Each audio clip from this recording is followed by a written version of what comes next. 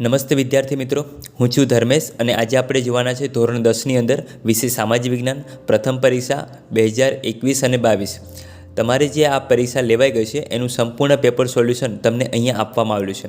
આ જે પેપર હતું કુલ 80 માર્કનું હતું અને સમય તમને 3 કલાકનો આપવામાં આવ્યો હતો। વિદ્યાર્થી મિત્રો, આપણે આ પેપરનું સોલ્યુશન શરૂ કરતાં પહેલાં તમને કેટલીક અગત્યની સૂચના આપી દઉં કે આ જે પેપર અહીંયા આપવામાં આવેલું છે એકદમ વિશ્વસનીય છે। પાઠ્યપુસ્તકના અનુસંધાનમાં જ એના જવાબ આપવામાં આવેલા છે, એટલે કોઈપણ વિદ્યાર્થી બીજું ના વિચારે કે આ જવાબ ખોટા હશે તો, કારણ કે આ જવાબ એકદમ પરફેક્ટ અને સાચા છે। બીજી વાત કે તમે આ મારી ચેનલ સાથે હાલ જોડાયેલા હોય તો તમે લાઇક કરો, શેર કરો અને સબસ્ક્રાઈબ કરો, જેથી કરીને તમને આવનારા વિડીયોની નોટિફિકેશન તમને મળતી રહે। તો ચલો આપણે વધારે વાર ન લગાડતા વિભાગ એથી આપણે એનું સોલ્યુશન શરૂ કરીએ છીએ। શરૂઆતમાં વિભાગ તમને એ આપેલો છે, એમાં આપેલું છે કે નીચે આપેલા પ્રશ્નોના માગ્યા મુજબ જવાબ આપો, દરેકનો એક ગુણ રહેશે। તમારે વિભાગ એ ને વિભાગ બી સાથે જોડવાનો છે। જો અહીંયા લોથલ આપેલું છે, કુચીપુડી છે અને ક્રાયોલેટ ખનિજ છે, તો લોથલ સામે શું આવશે? બરાબર છે, 4 આવશે ધોળકા। ત્યાર પછી કુચીપુડી ક્યાંનું નૃત્ય જાણીતું છે? 2ની અંદર શું આવશે? 1 આંધ્રપ્રદેશ। ત્યાર પછી ક્રાયોલેટ ખનિજ ક્યાંનું છે? તો પછી છે ગ્રીનલેન્ડમાંથી। બરાબર છે, ક્રાયોલેટ ખનિજ આપણે ક્યાંથી પ્રાપ્ત થાય છે? તો ગ્રીનલેન્ડમાંથી આપણને પ્રાપ્ત થતું જોવા મળશે। ત્યાર પછી આપણે ખરા ખોટા જોઈએ તો અહીંયા ખોટું સાચું ખોટું એ રીતે આવશે, આપણે એને જોઈ લઈએ। ચોથું છે કે ઓસ્ટ્રેલિયાડ પ્રજાએ માતા રૂપે દેવી એટલે કે પાર્વતી અને પિતૃ રૂપે પરમાત્માનો એટલે કે શિવની પૂજાની સમજ આપી। દીપ ધૂપ અને આરતીની પૂજા કરવાની પરંપરા ઓસ્ટ્રેલિયાડ પ્રજાને કરી હોવાનું મનાય છે। તો આ વિદ્યાર્થી મિત્રો આ ખોટું છે, બરાબર છે, આ ખાસ તમે ધ્યાન લઈ લીજો। આ પ્રજા જે આ પાર્વતીની વાત આવે છે અને શિવની જે વાત કરે છે એ દ્રવિડ લોકોએ વાત કરી છે, ઓસ્ટ્રેલિયન પ્રજાએ વાત કરેલી નથી। ત્યાર પછી આપણે જોઈએ તો ધોળાવીરા હડપ્પાનું સમકાલીન મોટું વ્યવસ્થિત અને પ્રાચીન નગર મળી આવ્યું છે, તો આ વ્યવસ્થિત આ સાચું છે। ત્યાર પછી છે 10 ગીતિકા, આર્યભટ્ટિયમ અને આર્ય સિદ્ધાંત જેવા ગ્રંથો મહર્ષિ ચરકે લખ્યા છે। હવે જો આ પ્રશ્ન તમને જે પૂછવામાં આવેલો છે, પહેલાં પ્રથમ તો સિલેબસમાંથી કટ થયેલો છે, જે 50% જેટલો સિલેબસ ગવર્મેન્ટે કટ કરી દીધેલો છે, એ જ પ્રશ્ન અહીંયા પૂછેલો છે, એટલે તમારા ટીચર દ્વારા આને બદલાવવામાં આવેલો છે। જો ન બદલાયેલો હોય તો કદાચ એને બીજી રીતે તમને જવાબ પણ આપીને તમને જાણ પણ કરી હશે। તો એમાં જોઈ લો કે આ જે છે એ એકદમ ખોટો છે। કેમ ખોટો છે? કારણ કે અહીંયા મહર્ષિ ચરકે ચરક સંહિતા લખ્યું છે અને મહર્ષિ સુશ્રુતે સુશ્રુત સંહિતા લખ્યું છે, એટલે મહર્ષિ ચરકના આ ગ્રંથો આપણે જોવા મળતા નથી। આ આર્યભટ્ટના આપણે અલગ અલગ ગ્રંથો જોવા મળશે। ચલો આગળ આપણે વાત કરીએ તો અહીંયા લખ્યું છે કે વેદો કયા કયા છે તે જણાવો। હવે તમને દરેકને ખ્યાલ છે કે વેદો કુલ 4 છે, ઋગ્વેદ છે, યજુર્વેદ છે, સામવેદ છે અને અથર્વવેદ છે। આ ચારના તમારા નામ અહીંયા જણાવવાના છે, સંક્ષિપ્તમાં છે, એટલે તમારે માત્ર 1 થી 2 જ વાક્યમાં એનો જવાબ આપવાનો રહેશે। ત્યાર પછી આપણે આગળ ચાલીએ તો ભારતીય કૃષિ સંશોધન પરિષદ ICAR દ્વારા ભારતની જમીનને કેટલા પ્રકારમાં વહેંચવામાં આવી છે? તો જો અહીંયા ભારતીય જમીનને છે કુલ 8 પ્રકારમાં વહેંચેલી છે। તમારે 8 પ્રકાર લખવાની જરૂર નથી, માત્ર એનો સંખ્યામાં એનો આંકડો દર્શાવવાનો રહેશે। ત્યાર પછી જોઈએ તો આર્થિક વિકાસની વ્યાખ્યા લખો। ચલો હવે આપણે એને ટેક્સ્ટ બુકના આધારથી જોઈએ, તમે ધ્યાન આપજો। અહીંયા જુઓ કે આર્થિક વિકાસ જે તમારો પાઠ આપેલો છે 15મો, એમાં શરૂઆતમાં જ તમને આપેલું છે આર્થિક વિકાસ। હવે વ્યાખ્યા એટલે કેવા પ્રકારની છે? આર્થિક વિકાસ એટલે શું? જો અહીંયા 3 બાબત તમને બતાવી છે, 3 પોઈન્ટ પાડેલા છે। દેશની રાષ્ટ્રીય આવકમાં સતત થતો વધારો, બરાબર છે, દેશની માથાદીઠ આવકમાં વધારો થવો અને લોકોના જીવન ધોરણમાં સુધારો થવો, તો આ બાબતને આપણે આર્થિક વિકાસ કહેવામાં આવે છે। તો આ 3 પોઈન્ટ છે, આ 3 મુદ્દાઓ તમારે દર્શાવવાના રહેશે, તો જેથી કરીને તમારે આર્થિક વિકાસની જે વ્યાખ્યા છે, જે તમારી ડેફિનેશન છે, એકદમ ક્લિયર થઈ જશે। ચલો ત્યાર પછી આપણે આગળ ચાલીએ તો નીચે આપેલી ખાલી જગ્યામાં યોગ્ય વિકલ્પ પસંદ કરીને ખાલી જગ્યા પૂરો। તો પહેલી ખાલી જગ્યા આપણે જોઈએ, 10મી ખાલી જગ્યા, ભારતના જંગલોમાંથી ખાલી જગ્યા નષ્ટ થઈ ચૂક્યો છે, તો એમાં શું જવાબ આવશે? ચિત્તો। ત્યાર પછી જોઈએ આપણે 11મી ખાલી જગ્યા, પર્યાવરણની સુરક્ષા માટે સ્વીડનના સ્ટોકહોમ શહેરમાં 1972માં પ્રથમ વખત ખાલી જગ્યાનું આયોજન થયું હતું, તો એમાં આવશે પૃથ્વી પરિષદ। ત્યાર પછી 12મી ખાલી જગ્યા જોઈએ, ગરીબીની રેખાનો ખ્યાલ સૌપ્રથમ કોણે આપ્યો? તો તમે જો ગરીબી રેખાનો સૌપ્રથમ ખ્યાલ કોણે આપ્યો છે? બ્યોર્ડ ઓરેએ। પણ અહીંયા શું લખ્યું છે કે સૌપ્રથમ ખાલી જગ્યાએ રજૂ કર્યો છે, તો રજૂ કરનાર વ્યક્તિ કોણ છે? રજૂ કરનાર વ્યક્તિ અહીંયા આપેલો નથી, પણ અહીંયા આપણે જે જોવાનું છે એ આખું WHO બરાબર છે. વર્લ્ડ હેલ્થ ઓર્ગેનાઇઝેશન જે આખી એક સંસ્થા છે એમના દ્વારા રજૂ કરવામાં આવેલો છે. કોણે રજૂ કર્યો છે? તો બોર્ડ યોરેએ. આ વસ્તુ ખાસ ધ્યાન લેજો, કદાચ ભવિષ્યમાં પણ આ રીતે તમને પ્રશ્ન પૂછાઈ શકે છે. ત્યાર પછી આપણે આગળ ચાલીએ. MCQ છે, વિકલ્પોમાંથી જે સાચો વિકલ્પ પસંદ કરીને તમારે લખવાનો છે. તો મગફળીનું ઉત્પાદન કરતા રાજ્યમાં સૌથી વધુ ક્યાં આપણને થતું જોવા મળશે? તો કયા રાજ્યમાં થતું જોવા મળશે? તો અહીંયા કેરળ છે, તમિલનાડુ છે, મધ્યપ્રદેશ છે અને ગુજરાત છે. તો એમાં તમારે ગુજરાત સિલેક્ટ કરવાનું રહેશે. જો કદાચ તમને એવો પ્રશ્ન પૂછેલો હોય કે ગુજરાતમાં કયા જિલ્લામાં એનું ઉત્પાદન સૌથી વધારે થાય છે, તો એ જુનાગઢ જિલ્લો આવશે. બરાબર છે. આ વસ્તુ ખાસ એક નોંધ કરીને રાખજો, કદાચ ભવિષ્યમાં તમને પૂછાઈ શકે છે. ચલો આગળ આપણે જોઈએ તો દુનિયામાં એક કે બે સ્થળે જે મળતું જે સંસાધન છે એને આપણે કયા સંસાધન તરીકે ઓળખીશું? તો એને આપણે એકલ સંસાધન કહીશું. ત્યાર પછી જોઈએ તો સ્થાનિક સ્વરાજની સંસ્થાઓ, જેને આપણે ગ્રામ પંચાયત છે, નગરપાલિકા છે, મહાનગરપાલિકા છે, જિલ્લા પંચાયત છે, નું નિયંત્રણ હોય તો તેવા જંગલો કેવા આપણે કહીશું? તો સામુદાયિક જંગલો. બરાબર છે. ક આવશે એનો જવાબ. ચલો ત્યાર પછી આગળ આપણે ચાલીએ તો મહિલા સશક્તિકરણ, કૌશલ્યવર્ધક, તાલીમ, સ્વરોજગાર અને બજાર સાથે જોડાણ કરવાનો હેતુ કઈ સરકારી યોજનાઓને રાખવામાં આવ્યો છે? તો એ મિશન મંગલમ યોજના આવશે 16ની અંદર ક. ત્યાર પછી આપણે વિભાગ બી તરફ ચાલીએ છીએ. દરેકના 2 ગુણ છે. જો જેમ જેમ આપણે આગળ ચાલતા જઈશું એમ એના માર્કિંગમાં પણ વધારો થતો જોવા મળશે. તો આ જે પ્રશ્ન છે દરેક 2 માર્કના રહેશે. તો એમાં આપણે 17મો પ્રશ્ન જોઈએ તો ભારત પ્રાચીન સંસ્કૃતિ ધરાવતો દેશ છે, સમજાવો. હવે જો ભારતનો વારસો જે પહેલો પાઠ છે એની અંદર તમને આ જવાબ મળી જશે. પાઠની શરૂઆતમાં તમને આપેલું છે જુઓ કે ભારત પ્રાચીન સંસ્કૃતિ ધરાવતો દેશ છે. તો અહીં પાછળ શું લખી દીધું સમજાવો. હવે જે આ બાબત જે તમને બતાવી છે ને અહીંયા જે દર્શાવવામાં આવી છે એ જ વસ્તુ તમારે લખવાની છે. ઓકે, તો તમારે પાઠ્યપુસ્તકમાં ખાસ આવા સેન્ટેન્સ જોવા પડશે. તો તમે જો પાઠ્યપુસ્તક વાંચશો તો એના આધારથી તમને પ્રશ્નોના જવાબ પણ આવડશે. એટલે બીજું જે સાહિત્ય તમે જે વાંચન કરતા હોય એ ઓછું કરો અને એના કરતાં તમે સૌથી વધારે પાઠ્યપુસ્તકનો સહારો લઈને વાંચન કરો, જેથી કરીને તમને વધારે આવડી શકે પરીક્ષાની અંદર. બરાબર છે. આવા સેન્ટેન્સ લઈને જે લોકો બનાવે છે, સ્વાધ્યાયના પણ પ્રશ્નો નથી હોતા કે નથી નવનીત કે નથી અપેક્ષિતના, તો આવડતે જે સેન્ટેન્સ બનાવીને જે લોકો મૂકતા હોય છે. એટલે ખાસ આને તમે ધ્યાન રાખજો. તમને જ્યારે એવું લાગે તો વિડીયોને સ્ટોપ કરી દીજો અને સ્ટોપ કરીને પછી વાંચી લેજો અથવા તો લખી લેજો. ચલો આપણે ત્યાર પછીનો પ્રશ્ન જોઈએ. વારસો એટલે શું? તેના 2 માત્ર પ્રકારો જણાવો. વારસો એટલે શું? કે આપણને આપણા પૂર્વજો તરફથી મળેલી જે અમૂલ્ય ભેટ છે એને આપણે વારસો કહીએ છીએ. પરંતુ જો આપણે વિસ્તૃતપૂર્વક લખવું હોય તો શું લખી શકશું? જો અહીંયા લખ્યું છે કે ભારતનો ઇતિહાસ હજારો વર્ષ પુરાણો છે. શાળાકીય અભ્યાસમાં લેવાની દૈનિક પ્રતિજ્ઞામાં આપણે હું મારા દેશને ચાહું છું અને તેના સમૃદ્ધ અને વૈવિધ્યપૂર્ણ વારસાનું મને ગર્વ છે એમ કહી શકાય. તો આ સમૃદ્ધ વારસો એટલે કે ભારતનું સમગ્ર વિશ્વને પૂર્ણ માનવ જીવનના રહસ્યનું પ્રદાન એમ કહી શકાય. તો આમ ભારતના વારસાને 2 વિભાગમાં વહેંચી શકીશું, એક તો પ્રાકૃતિક વારસો અને બીજો સાંસ્કૃતિક વારસો. તો આ રીતે આપણે 2 ભાગની અંદર એને આપણે વિભાજિત કરી શકશું. ત્યાર પછી આપણે આગળનો પ્રશ્ન જોઈએ. નેગ્રીટો, જેને આપણે હબસી પ્રજા કહીએ છીએ, એના વિશે ટૂંકી માહિતી આપો. તો એમાં શું આપણે જોવાનું છે કે નેગ્રીટો ક્યાંના હતા અને એમનો વર્ણ કેવા પ્રકારનો હતો. તો આ પ્રકારની માહિતી તમારે દર્શાવવાની છે. જોઈએ આપણે એના વિશે. તો નેગ્રીટો અથવા તો નિગ્રો જાતિ, જેને આપણે હબસી પ્રજા પણ કહીએ છીએ, તો ભારતના સૌથી પ્રાચીન નિવાસીઓ છે. અને કેટલાક ઇતિહાસકારોને એવું માનવું છે કે નેગ્રીટો અથવા તો નિગ્રો આફ્રિકામાંથી બલુચિસ્તાનના રસ્તે થઈ ભારતમાં આવ્યા અને તેમનો જે વર્ણ છે શ્યામ છે, 4 થી 5 ફૂટ ઊંચા અને માથે વાકડિયા વાળ ધરાવતા આપણને જોવા મળે છે. ઓકે, તો આ રીતે તમારે એટલો લખવાનું છે. વધારે લખવાની જરૂર નથી. જેટલું પાઠ્યપુસ્તકમાં આપેલું છે એટલું જ લખો. વધારે લખવા જશો તો પછી તમારે સમય પણ નહીં રહે. ચલો ત્યાર પછી આપણે આગળ ચાલીએ છીએ. પ્રશ્ન નંબર 19. માનવ જીવન અને માટી વચ્ચે ઘણો જ પ્રાચીન સંબંધ રહ્યો છે, આ વિધાન સમજાવો. હવે માણસ અને માટી વચ્ચે કેવો સંબંધ રહેલો છે પ્રાચીન કાળથી એ તમારે અહીંયા દર્શાવવાનો છે. તો જો અહીંયા કેટલીક બાબતો તમને બતાવી છે.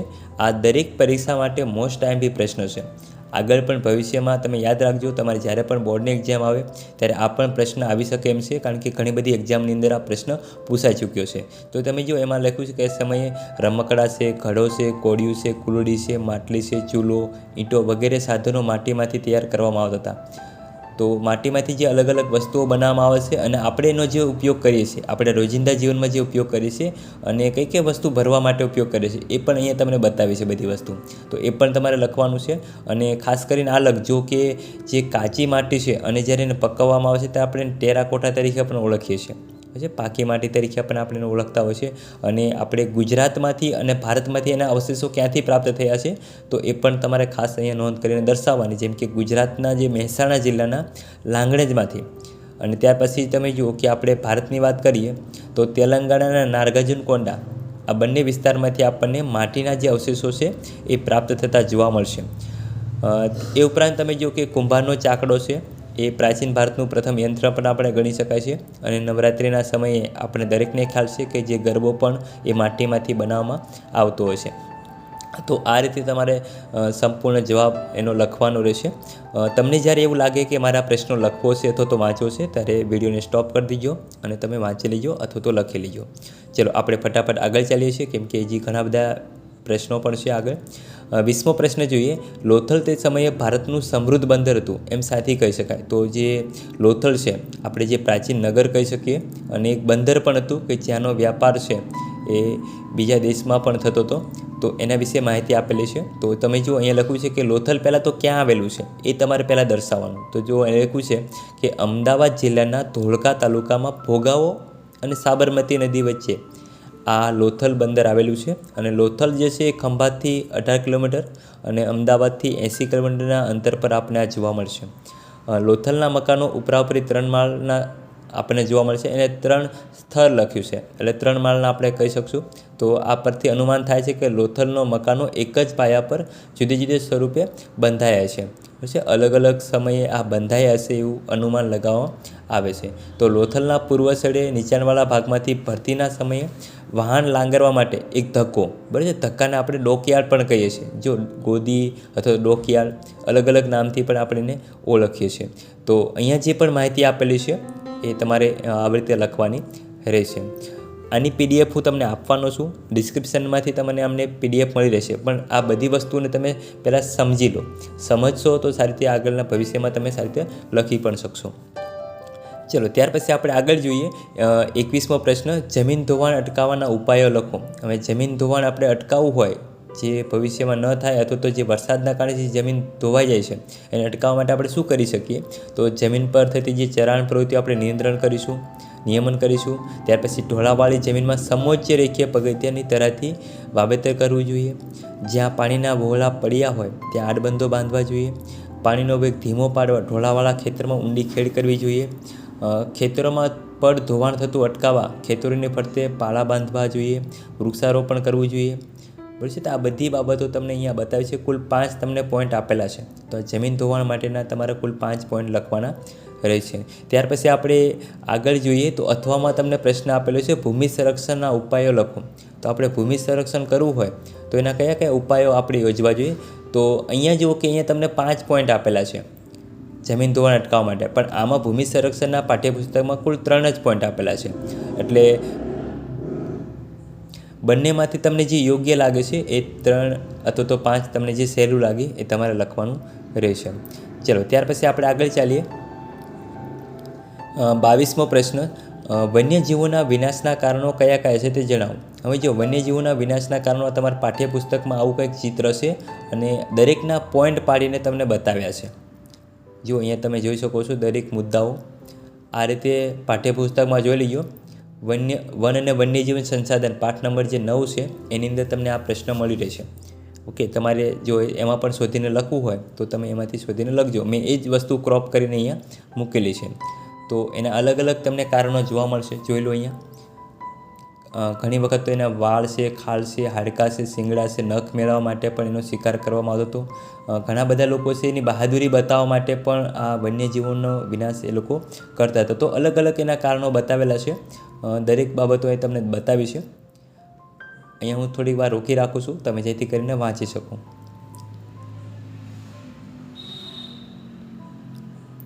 ચલો ત્યાર પછી આપણે આગળ ચાલીએ. પ્રશ્ન નંબર 23. બાગાયતી ખેતી જે ચા વિશે લખો. હવે જે ચા છે એ કયા વિસ્તારમાં થાય છે અને કેવી રીતે થાય છે તો એની બાબત તમારે દર્શાવવાની છે. ચલો આપણે એને જોઈ લઈએ છીએ. તો ચા એ ઉષ્ણ અને સમશીતોષ્ણ કટિબંધીય છે છોડ છે. તો તેના છોડના પાંદડા અને કુમળી કૂપળોની પ્રક્રિયા કરી તેની ચાની ભૂકી કે પત્તીના પીણા તરીકે ઉપયોગ થાય છે. ચીન પછી ભારતનું ચાનું સૌથી વધુ ઉત્પાદન થાય છે. તમે જો મોટાભાગના જે પાકો છે તમે આમ જોવા જશો ને તો આપણો નંબર બીજા ક્રમ પર છે. ભારતનો જે ક્રમ છે ને એ બીજા ક્રમ પર છે. સૌથી વધારે જે ઉત્પાદન કોઈપણ વસ્તુનું થતું હોય તો એ ચીનનું છે. એટલે આ પણ ખાસ તમે ધ્યાનમાં રાખજો. અને જો કે ચા પાક માટે પાણી સહેલાઈથી વહી જાય તેવી ઢોળાવાળી અને લોહ તત્વવાળી જમીન, એટલે જ્યાં પર્વતીય જમીન હશે ને તેવા વિસ્તારમાં ચાનું ઉત્પાદન સૌથી વધારે થશે. એટલે એક તમે ખાસ ધ્યાનમાં લેજો. 20 થી 30 સેલ્સિયસ જેટલું તાપમાન અને 200 સેમી સુધીનો જે વરસાદ છે એને અનુકૂળ આવતો હોય છે. અને કયા કયા વિસ્તારમાં જે ચાનું સૌથી વધારે ઉત્પાદન થાય છે એ આપણે જોવા જઈએ તો ચા છે અસમ. સૌથી વધારે ઉત્પાદન જો થતું હોય તો અસમનો પ્રદેશ છે. ત્યાર પછી પશ્ચિમ બંગાળ છે, ઉત્તરાખંડ છે, ઉત્તર પ્રદેશ છે, તમિલનાડુ છે, કર્ણાટકમાં પણ વધારે ઉત્પાદન થાય છે એનું. અને અસમ અને પશ્ચિમ બંગાળ દેશની 75% ચાનું ઉત્પાદન કરે છે. જુઓ ટકાવારી પણ તમને બતાવી છે. તો આ ખાસ તમે ધ્યાન રાખજો. અને ચાના છોડ પરથી પત્તીઓને કુશળતાપૂર્વક એને ચૂંટવામાં આવે છે, એટલે તોડી લેવામાં આવતી હોય છે. ઓકે, તો આ બાબત તમને બતાવીશ. એના અથવાની અંદર તમને કોફી વિશે પણ લખવાનું કીધું છે. જો અથવામાં એનો કોફીનો પ્રશ્ન અહીંયા તમને આપેલો છે. તો કોફીના પાકને પહાડી ઢોળાવ પર સૂર્યનો તડકો ન પડે તે રીતે ઉછેરવામાં આવે છે, આ સમજાવો. જો આ પ્રશ્ન અહીંયા કેવી રીતે કાઢેલો છે તમે જુઓ કે અહીંયા સેન્ટેન્સ તમે વાંચો. કોફીના પાકને પહાડી ઢોળાવ પર સૂર્યનો તડકો ન પડે તે રીતે ઉછેરવામાં આવશે. તો અહીંયા જુઓ શરૂઆત અહીંથી ક્યાંથી થાય છે. જુઓ કોફીના પાકને પહાડી ઢોળાવ પર સૂર્યનો સીધો તડકો ન પડે તે રીતે કોઈ મોટા વૃક્ષની છાયામાં ઉછેરવામાં આવશે. જો આ સેન્ટેન્સ જ અહીંયા સીધું મૂકી દીધું છે અહીંયા ઉપરના ભાગની અંદર. એટલે પ્રશ્ન તમને સમજાય છે કે પરીક્ષાની અંદર પરીક્ષકો જે છે આ જે પરીક્ષા લેનાર જે વ્યક્તિઓ છે એ કેવી રીતે પ્રશ્નો કાઢે છે. તો આ રીતે તમે જો ટેક્સ્ટબુક સારી રીતે વાંચી લે છે, ટેક્સ્ટબુક સારી રીતે તૈયારી કરી હશે તો તમને એસએસસીની અંદર કોઈપણ પ્રકારની તકલીફ પડશે નહીં. તો આ ખાસ અહીંયા જોઈ લીજો. કોફી માટે દરેક બાબત દર્શાવી છે. વરસાદ કેટલો છે, કેટલા સેમી તાપમાન છે એ બાબત તમને બતાવી છે. અહીંયા ખાસ જો કર્ણાટકનો જે કુર્ગ પ્રદેશ છે એ કોફીના વધુ ઉત્પાદન માટે જાણીતો છે. આ પ્રશ્ન પણ મોસ્ટ આઈએમપી છે. ઓકે, દરેક એનો જવાબ આપેલો છે. ત્યાર પછી આપણે 24મો પ્રશ્ન જોઈએ કે બજાર પદ્ધતિના ગમે તે 4 લક્ષણો લખો. તો બજાર પદ્ધતિના જે લક્ષણો છે અહીંયા મેં તમને કુલ 6 આપેલા છે, પણ 6માંથી તમારે કુલ કેટલા 4 જ લખવાના છે. તો ઉત્પાદનના સાધનોની માલિકી વ્યક્તિગત કે ખાનગી હોય છે. બજાર પદ્ધતિમાં આર્થિક પ્રવૃત્તિના કેન્દ્રમાં નફો હોય છે અને ગ્રાહકોને પસંદગી કરવાની વિશાળ તક મળે છે. સરકારનો હસ્તક્ષેપ બજારમાં હોતો નથી. તો આ રીતે તમારે કુલ 4 પોઈન્ટ લખવાના રહેશે. ચલો ત્યાર પછી આપણે આગળ ચાલીએ. સમાજવાદી પદ્ધતિના લાભો કયા કયા છે તે જણાવો. તો સમાજવાદી પદ્ધતિના જે લાભો છે કુલ 4 તમને આપવામાં આવેલા છે. તો 4 તમારે લખવાના છે. તો સમાજની જરૂરિયાત મુજબ ઉત્પાદન થવાથી બિનજરૂરી કે મોજ શોખની વસ્તુનું ઉત્પાદન થતું નથી. આ એનો લાભ છે પહેલો. ત્યાર પછી જે જોઈએ તો આ પદ્ધતિમાં ઉત્પાદનના નિર્ણય રાજ્ય દ્વારા લેવાતા હોવાથી કુદરતી સંપત્તિનો દુર્વ્યય પણ થતો નથી. લોકો ગમે તે રીતે આને આડેધડ બધી વસ્તુ કુદરતી જે સંપત્તિ છે આપણી પાસે એનો આડેધડ લોકો એનો દુરુપયોગ કરતા નથી. ત્યાર પછી આવક અને સંપત્તિની અસમાનતા પણ દૂર થાય છે અને ગ્રાહકોનું શોષણ પણ થતું નથી. તો આ કુલ 4 એના લાભ આપણને જોવા મળશે. ત્યાર પછી આપણે 25મો પ્રશ્ન જોઈએ તો ઉદારીકરણના લાભ જણાવો. તો ઉદારીકરણના કુલ આપણને 4 લાભો જોવા મળે છે. તો ઉદારીકરણના પરિણામે ખાનગી ક્ષેત્રે મુક્ત વિકાસની તકો પ્રાપ્ત થઈ, જેથી ઉત્પાદનમાં વધારો થયો. જો પહેલાં તો આપણે ઉદારીકરણ કોને કહેવાય એ વસ્તુ આપણે પહેલાં સમજવી જોઈશે. હવે ઉદારીકરણ ખબર ના હોય આપણે લાભો લખવા બેસી જઈએ તો એનો કોઈ મતલબ નથી. ઉદારીકરણ એટલે શું? સરકાર એને વધારે પ્રોત્સાહન આપશે, લાભ આપશે, કે વિશાળ તકો પણ આપશે કે ચલો તમે અમે અલગ અલગ દેશની અંદર જઈ શકો છો અને પોતે કામ કરી શકો છો. તો વિશ્વની અંદર એને ખુલ્લું મૂકવામાં આવે છે, જેથી કરીને એ ઉદ્યોગો છે સારી રીતે શરૂ કરી શકે છે. તો અહીંયા એના અલગ અલગ લાભો છે, વાંચી લેજો. ચલો આગળ જોઈએ આપણે. પારિભાષિક શબ્દોનો અર્થ લખો. એક તો નિરપેક્ષ ગરીબી, ત્યાર પછી છે પ્રસન્ન બેરોજગારી.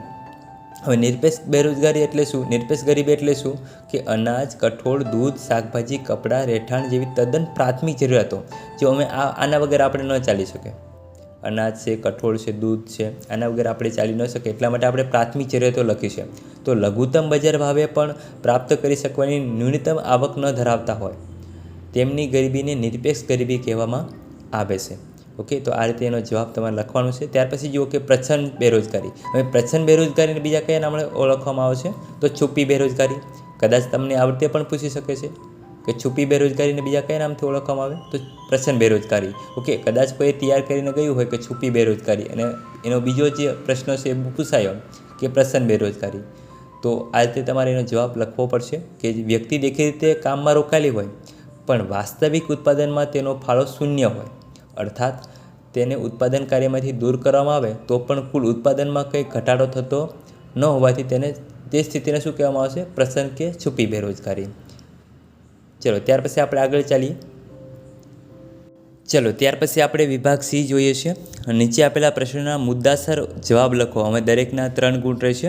એમાં સૌપ્રથમ આપેલું છે કે પ્રાચીન સમયથી ભારત વસ્ત્ર વિદ્યા ક્ષેત્રે જાણીતું છે, સમજાવો. હવે જો તમે આમ જોવા જઈશો ને તો સ્વાધ્યાયની અંદર આવો તમને પ્રશ્ન નહીં મળે, પરંતુ તમારે અહીંયા પણ તમારે સેન્ટેન્સને પકડવું પડશે.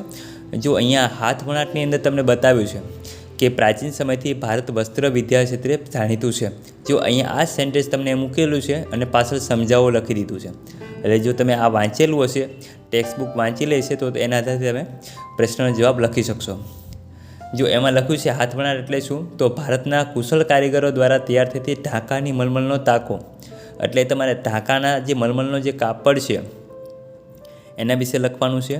ત્યાર પછી જે સોલંકી યુગની અંદર જે પાટણનું પટોળું છે એ પણ લખવાનું છે. તો આ 2 કાપડ મહત્ત્વના છે, કારણ કે એ 2 કાપડ વિશે ખાસ તમારે હાથ વણાટની અંદર ઉલ્લેખ કરવાનો રહેશે. ત્યાર પછી આપણે અથવામાં પણ જોઈએ તો શાસ્ત્રકારોએ ભવાઈને ભાવપ્રધાન નાટકો કહ્યા છે. શા માટે? તો તમારે જોવાનું છે કે આ જે લખ્યું છે તમારે ભવાઈ વિશે જ લખવાનું છે. જુઓ, ભવાઈ એ ગુજરાતની આશરે આપણને 700 વર્ષ જૂની વિશિષ્ટ પ્રકારની નાટ્યકલા જોવા મળે છે. અને અહીંયા તમે જો સેન્ટેન્સથી શરૂઆત થાય છે, શાસ્ત્રકારોએ ભવાઈને ભાવપ્રધાન નાટકો કહ્યા છે. તો આ સેન્ટેન્સ તમને અહીંયા મૂકી દીધેલું છે. ખ્યાલ આવે છે કે આપણે પરીક્ષાની અંદર જે પ્રશ્નો છે કેવી રીતે પૂછાઈ શકે છે. તો આવી રીતે પણ અલગ અલગ રીતે પૂછાય છે. સેન્ટેન્સને ખાસ ધ્યાનમાં લેવા. જે અગત્યના સેન્ટેન્સો છે ત્યાં ખાસ અંડરલાઇન કરીને રાખવી. એ તમને આવનારી જે બોર્ડની પરીક્ષા છે એમાં તમને કામ આવશે. તો આ ભવાઈ વિશે અહીંયા ખાસ વાત તમારે કરવાની છે. ભવાઈ જે છે આપણે જૂની પ્રથા આપણે કહી શકશું. અને માતાજીની જે સ્તુતિ કરવામાં આવે છે. રંગલા રંગલીનું જે પાત્ર પણ અગત્યના છે. ભૂંગળો પણ વગાડવામાં આવે છે. આ અલગ અલગ બાબતો તમને બતાવી છે. કન્યા કેળવણી પણ, બેટી બચાવો જેવા કાર્યક્રમો પણ આમાં કરવામાં આવે છે. પરંતુ આ અત્યારે ભવાઈ છે એકદમ ઓછી થઈ ગઈ છે. ક્યાંક ગામડાઓની અંદર આપણને થોડા ઘણા અંશે જોવા મળશે. અહીંયા જેટલી પણ બાબત અહીંયા મેં લખી છે એ રીતે તમારે એને વિશે દર્શાવવાની રહેશે. ઓકે, વાંચી લેજો શાંતિથી. આગળ આપણે જોઈએ મોહેંજો-દડો વિશે. 28મો પ્રશ્ન છે. મોહેંજો-દડોના લોકો સ્વચ્છતા તેમજ આરોગ્યના ઊંચા ખ્યાલો ધરાવતા હશે, આવું સાથી કહી શકાય? જો તમે પ્રશ્નમાં પણ જોવા જઈશો તો આવું નથી, પણ એ ગટર યોજનાની અંદર તમે અહીંયા સેન્ટેન્સ જુઓ, સ્વચ્છતા તેમજ આરોગ્યના ઊંચા ખ્યાલો ધરાવતા, બરાબર છે. તો અહીંયા જે લખ્યું છે એ જ વસ્તુ અહીંયા મોહેંજો-દડો કરીને આપી દીધું છે. એટલે જો તમે આ મોહેંજો-દડોની આખી બાબત છે એ તમે જો ટેક્સ્ટ બુકમાં સારી રીતે વાંચી લેશે તો એના આધારથી તમે પ્રશ્નનો જવાબ લખી શકે. ઓકે, તો એની ગટર યોજના વિશે લખવાની છે. આગળ આપણે જોઈએ 29મો પ્રશ્ન. નાલંદા વિદ્યાપીઠ વિશે માહિતી આપો. હવે નાલંદા વિદ્યાપીઠ ક્યાં છે? તો બિહારની અંદર આવેલી છે. અને બિહારની અંદર પટના જિલ્લાના બનગાંવ પાસે આ નાલંદા વિદ્યાપીઠ છે. એટલે નાલંદા વિદ્યાપીઠ છે એ બિહારમાં છે. તો એ 5મી સદીમાં જે કુમારગુપ્ત હતા તો એના સમયની અંદર એક બિહાર બંધાવ્યું હતું. અને મહાવીર સ્વામીએ પણ અહીંયા એક 14 ચાતુર્માસ કર્યા હતા. તેથી આપણે જૈન ધર્મનું તીર્થસ્થાન પણ બનેલું આપણે જોવા મળે છે. તો અલગ અલગ વસ્તુ તમારે આ રીતે લખવાની છે. એમાં ખાસ કરીને યુવાન સાંગ આ વિદ્યાપીઠની મુલાકાત લીધી હતી. અને જે ધર્મગંજવાળો જે વિસ્તાર છે એ આપણે જે ગ્રંથાલયને ઓળખીએ છીએ, ગ્રંથાલયનો જે વિસ્તાર છે ને આપણે ધર્મગંજથી પણ ઓળખીએ છીએ. તે અલગ અલગ પણ તમે યાદ રાખી શકો છો. યુવાન સાંગ છે એ પોતાની સાથે જે 757 જેટલા હસ્તલિખિત ગ્રંથો પોતાની સાથે લઈ ગયો, જેના કારણેથી આપણને વિદ્યાપીઠ વિશે બધી અલગ અલગ માહિતીઓ પ્રાપ્ત થતી રહેતી હોય છે. તો અહીંયા જે અલગ અલગ માહિતી તમને બતાવી છે જોઈ લો. ઓકે, અહીંયા થોડી વાર રોકી રાખું છું જેથી કરીને તમે વાંચી શકો. ચલો ત્યાર પછી આપણે આગળ ચાલીએ. કપાસના પાકને વિશેષ અનુકૂળ હોવાથી કાળી જમીન વિશે લખો. હવે જો આ પ્રશ્ન તમને જે પૂછેલો છે ને થોડો કન્ફ્યુઝન કરે એવો છે. અમે અહીંયા કપાસની જમીન લખી એની કરતાં ડાયરેક્ટ અહીંયા લખી દીધું કાળી જમીન વિશે લખો, પણ તમે ભૂલી જાઓ અથવા તો તમને ગોટાળે ચડાવવા માટે પણ આવો પ્રશ્ન એમને મૂકેલો છે. પણ તમારે લખવાનું શું? કાળી જમીન વિશે જ. કારણ કે કાળી જમીનને આપણે કપાસની જમીન તરીકે પણ ઓળખીએ છીએ અને રેગુરના જમીન તરીકે પણ આપણે એને ઓળખીએ છીએ. ઓકે, કુલ કેટલા ક્ષેત્રફળમાં આપણને જોવા મળશે? તો કુલ 15 ક્ષેત્રફળની અંદર આપણને જોવા મળશે. 15% ક્ષેત્રફળની અંદર કયા કયા વિસ્તારમાં જોવા મળે છે એ બધા વિસ્તારો તમારે અહીંયા દર્શાવવાના છે કે સુરત, ભરૂચ, નર્મદા, વડોદરા, તાપી, ડાંગ અલગ અલગ જિલ્લાઓમાં આપણને જોવા મળે છે. એને આ જમીનની અંદર કયા કયા પોષક તત્વો હોય છે? તો જુઓ, લોહો છે, ચૂનો છે, કેલ્શિયમ, પોટાશ, એલ્યુમિનિયમ, મેગ્નેશિયમ, કાર્બોનેટનું પ્રમાણ પણ આપણે વધારે જોવા મળે છે. બરાબર છે. તમે જો આ બાબત પણ ખાસ પૂછાય છે કે તે ભેજને લાંબા સમય સુધી જાળવી રાખવાની ક્ષમતા પણ ધરાવે છે. તે ભેજ સુકાઈ જાય ત્યારે તે ફાટો કે તિરાડો પણ પડી જાય છે. ઓકે, કાળી જમીન આપણે રેગુર તરીકે પણ ઓળખીએ છીએ. ઓકે, વાંચી લઈએ શાંતિથી. આપણે આગળ ચાલીએ. વન સંરક્ષણ અંગેના જે ઉપાયો છે એ જણાવો. આપણે વન સંરક્ષણ કરવું હોય તો આપણે કયા કયા ઉપાયો કરવા જોઈએ? તો બળતણની જરૂરિયાત માટે લાકડાના સ્થાને સૌર ઉર્જા, પવન ઉર્જા, બાયો ઉર્જા વગેરે. બરાબર, આ રીતે અલગ અલગ ઉર્જાનો આપણે ઉપયોગને પ્રોત્સાહિત કરવો પડે. પ્રોત્સાહન આપવું જોઈએ.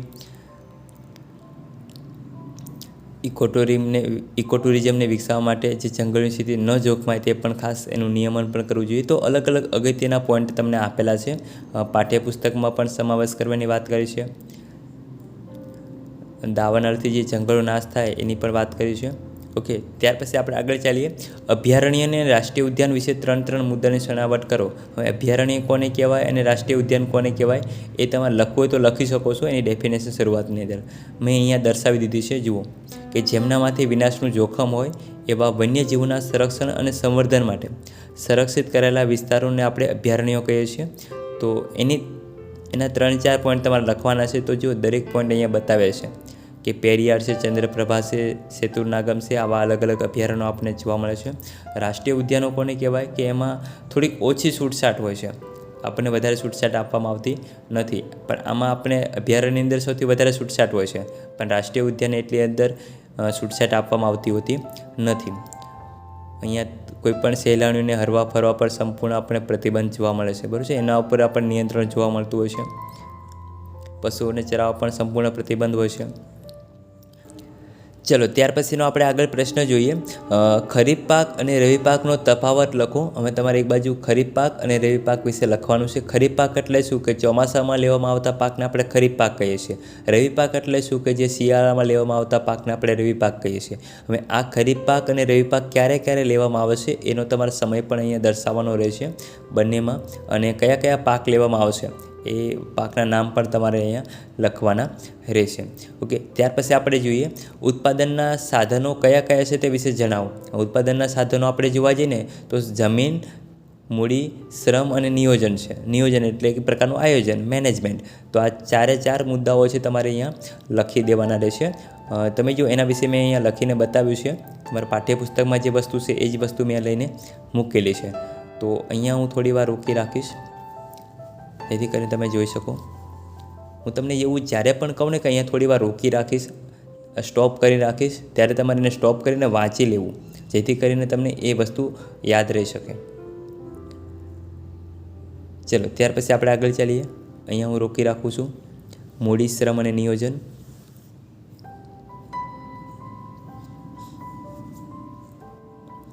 ચલો ત્યાર પછીનો જે આપણે પ્રશ્ન જોવા જઈએ તો આર્થિક અને બિન આર્થિક પ્રવૃત્તિઓને તફાવત ઉદાહરણ સહિત લખો. તો જો અહીંયા આર્થિક પ્રવૃત્તિ કોને કહેવાય અને બિન આર્થિક પ્રવૃત્તિ કોને કહેવાય એ તમારે લખવાનું છે. તો આવક મેળવવાના કે ખર્ચ કરવાના હેતુથી કરવામાં આવતી પ્રવૃત્તિને આપણે આર્થિક પ્રવૃત્તિ કહીએ. અહીંયા હું તમને ઉદાહરણ લખવાનું પણ કીધું છે. તો જુઓ કે દાખલા તરીકે ખેડૂત છે, કારીગર છે, બધા જ વ્યક્તિઓ આવી જાય કે જેમાં એમને પોતાને કંઈક આવક થતી હોય, ઇન્કમ થતી હોય, પૈસા મળતા હોય, તો એને આપણે આર્થિક પ્રવૃત્તિ કહીએ. હવે બિન આર્થિક પ્રવૃત્તિ કોને કહેવાય કે જે પ્રવૃત્તિનો હેતુ આવક મેળવવાનો કે ખર્ચ કરવાનો ન હોય તે પ્રવૃત્તિને આપણે બિન આર્થિક પ્રવૃત્તિ કહીએ છીએ.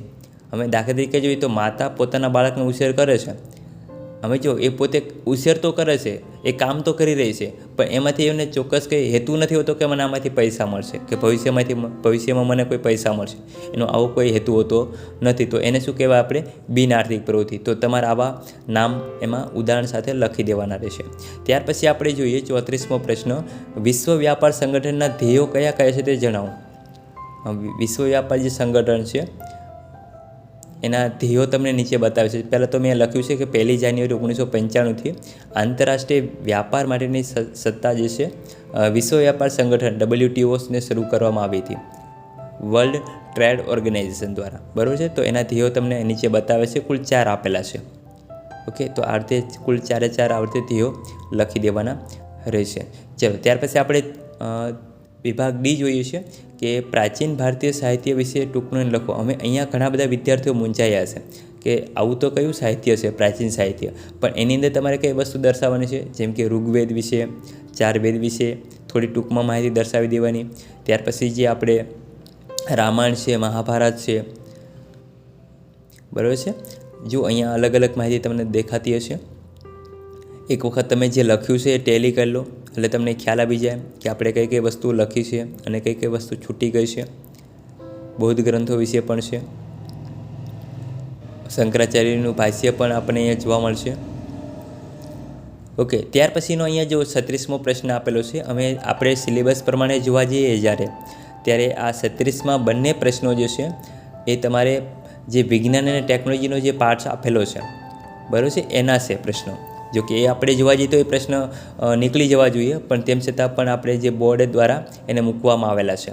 એટલે અહીંયા જે આ પ્રશ્નો આપણે આ શાળા પૂરતા મેં કાઢી નાખેલા છે અને એની જગ્યા પર મેં નવા 2 પ્રશ્નો મૂકેલા છે, જેમ કે સંસાધનોના ઉપયોગો લખો. તો સંસાધનોના ઉપયોગ જ્યારે આપણે લખીએ તો કુલ 3 પોઈન્ટ એના આવશે. એક તો ખોરાક તરીકે, કાચા માલના સ્ત્રોત તરીકે અને શક્તિ સંસાધન તરીકે. આ સંસાધનના આપણે ઉપયોગ અહીંયા જોઈ શકીએ છીએ. એના અથવામાં પરિયોજનાઓ પણ હતી. પરિયોજના મેં મૂકી હતી. તમારી સ્કૂલની અંદર તમે અભ્યાસ કરતા હશો તો ત્યાં અલગ અલગ પરિયોજના અથવા તો અલગ અલગ પ્રશ્નો તમને ત્યાં મૂકેલા પણ હશે. એટલે તમારી સ્કૂલ પૂરતા આ અલગ પ્રશ્ન હોઈ શકે છે. અહીંયા 3 પરિયોજના વિશે લખવાનું છે, પણ મેં અહીંયા જેટલી પણ પરિયોજનાઓ છે એ બધી પરિયોજના વિશે મેં અહીંયા દર્શાવી દીધું છે. કારણ કે આ પરીક્ષાની અંદર ખૂબ જ મોસ્ટ ટાઈમ પ્રશ્ન છે, બોર્ડની અંદર પૂછાઈ શકે છે. ત્યાર પછી આપણે 37મો પ્રશ્ન જોવા જઈએ તો ભારતમાં કૃષિ ક્ષેત્રે થયેલા ટેકનિકલ સુધારા જણાવો કે કયા કયા નવા ફેરફારો થયા. જૂની વસ્તુના સ્થાને નવી વસ્તુઓ કઈ કઈ આવી. રાસાયણિક ખાતર હોય કે રાસાયણિક દવાઓ પણ હોય, બરાબર છે. આધુનિક જે ટપક સિંચાઈ પદ્ધતિ હોય અથવા તો ખેડૂતોને જે માર્ગદર્શન આપવામાં આવે છે અલગ અલગ રીતે, મોબાઈલ મેસેજ દ્વારા પણ આવી શકે છે, ટીવી ચેનલો દ્વારા પણ આવી શકે છે. ફ્રી નંબર પણ આપવામાં આવેલા છે. જુઓ અહીંયા તાલીમ કેન્દ્રો પણ આવેલા છે. ગુજરાતમાં કૃષિ મેળાઓનું પણ આયોજન કરવામાં આવશે અને ICA દ્વારા જે એનું રિસર્ચ પણ કરવામાં આવશે. એ દરેક બાબતો તમારે અહીંયા લખવાની રહેશે. ત્યાર પછીના આપણે 38મો પ્રશ્ન જોઈએ તો ગરીબી ઉદ્ભવના કારણો જણાવો. તો ગરીબી કઈ રીતે ઉદ્ભવી શકે છે, તો એના અલગ અલગ કારણો તમને અહીંયા બતાવ્યા છે. કૃષિ ક્ષેત્રે અપૂરતો વિકાસ, અપૂરતી સિંચાઈની સવલતોના કારણે કૃષિ ક્ષેત્રમાંથી મળતી આવકમાં ઘટાડો, ત્યાર પછી ખેતી સિવાયના સમયમાં વૈકલ્પિક રોજગારીની તકોનો અભાવ, ગ્રામીણ ક્ષેત્રે અન્ય રોજગારીનું જરૂરી જ્ઞાન, શિક્ષણ, કૌશલ્ય અને તાલીમના અભાવના કારણે. પછી આ બધી બાબતો તમારે અહીંયા જેટલા પણ કારણો છે કે ગરીબી કઈ રીતે ઉદ્ભવી શકે છે એ તમારે અહીંયા દર્શાવવાની રહેશે. અહીંયા હું થોડી વાર રોકી રાખીશ જેથી કરીને તમે જોઈ શકો. તમે એક વખત ટેલી કરી લીજો કે આપણા કયા કયા મુદ્દાઓ લખાયા છે અને કયા મુદ્દાઓ છૂટી ગયા છે, તો જેથી કરીને તમે એ વસ્તુ ક્લિયર કરી શકો. ચલો ત્યાર પછી આપણે આગળ જોઈએ. અહીંયા સુધી છે પ્રશ્ન. ઓકે, લાસ્ટ જે પ્રશ્ન તમારો છે એ પ્રશ્ન તમારો નકશો હતો, 39મો પ્રશ્ન. એમાં તમને કુલ અહીંયા 4 બાબત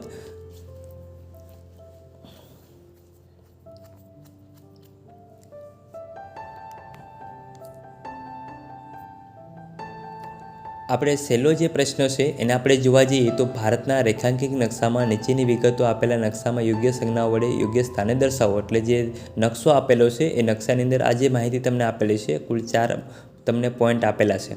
એટલે અમે દરેકનો 1-1 માર્ક રહેશે. કુલ 4 આપેલા છે એટલે 4 માર્કનો જે નકશો છે એ છે. જો અહીંયા નકશો મેં તમને બતાવી દીધો છે. આપણે દાખલા તરીકે જોઈએ તો ગુજરાતમાં તમે જુઓ કે અહીંયા એક તમને ગીર રાષ્ટ્રીય ઉદ્યાન છે, તો અહીંયા જે નિશાની કરેલી છે એ ગીર રાષ્ટ્રીય ઉદ્યાન છે. ત્યાર પછી જે અહીંયા જે આવી રીતે સ્ટાર કરેલા છે એ કપાસના ઉત્પન્ન કરતો એક પ્રદેશ છે ગુજરાતની અંદર. આટલા વિસ્તારની અંદર કપાસનું સૌથી વધારે ઉત્પાદન થાય છે. ત્યાર પછી અહીંયા જે લાઈનો કરેલી છે એ કાળી જમીન છે, જે મહારાષ્ટ્રમાં સૌથી વધારે છે આપણે જોવા મળશે. ત્યાર પછી આગળ જોઈએ તો પેરિયાર. અહીંયા જો કે પેરિયાર અભયારણ્ય ક્યાં આવેલું છે, તો અહીંયા જે આપણે દક્ષિણ ભારતની અંદર જે તમિલનાડુનો જે પ્રદેશ છે એમાં દક્ષિણની અંદર આપણને પેરિયાર જે અભયારણ્ય આપણને જોવા મળશે. તો આપણે આવી રીતે સંદર્ભ સૂચિ પણ દરેકની બનાવવાની રહેશે. તો અહીંયા 1, 2, 3 અને કુલ 4 આવી રીતે કુલ એના 4 થઈ જશે. એક વખત ફરી પાછું જોઈ લો, જેથી કરીને તમને કોઈ કન્ફ્યુઝન હોય કે કયો પ્રદેશ ક્યાં આવેલો છે. તો ઉપરનો જે પ્રદેશ એક વખત જોઈ લો, કુલ 4 પોઈન્ટ છે. કાળી જમીનનો પ્રદેશ ક્યાં આવેલો છે, તો મહારાષ્ટ્ર. અહીંયા જોઈ લો કે અહીંયા મહારાષ્ટ્રની જે જગ્યા છે અહીંયા છે. ત્યાર પછી ગીર રાષ્ટ્રીય ઉદ્યાન અહીંયા છે. કપાસ ઉત્પાદન કરતો પ્રદેશ આ બાજુના વિસ્તાર પર છે. અને ત્યાર પછી પેરિયાર અભયારણ્ય અહીંયા દક્ષિણ ભારતની અંદર આવેલું જોવા મળશે. ઓકે, તો અહીંયા આપણે સંપૂર્ણ જે છે સોલ્યુશન પૂર્ણ કરીએ છીએ. મને આશા છે કે તમને આ વિડીયો ચોક્કસ પસંદ આવ્યો છે. જો પસંદ આવ્યો હોય તો તમે લાઇક કરો, શેર કરો, સબસ્ક્રાઈબ કરો, જેથી કરીને તમને આવનારા વિડીયોની નોટિફિકેશન તમને મળતી રહે. જય હિન્દ.